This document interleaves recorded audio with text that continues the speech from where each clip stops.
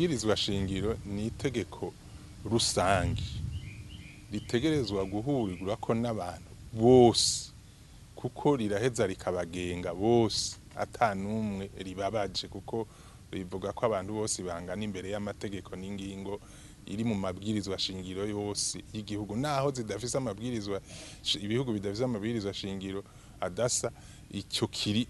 mu mabwirizwa shingiro yose rero bituma bisaba yuko abanyapolitike bose kuko ahanini riragenga ubuzima bw'igihugu mu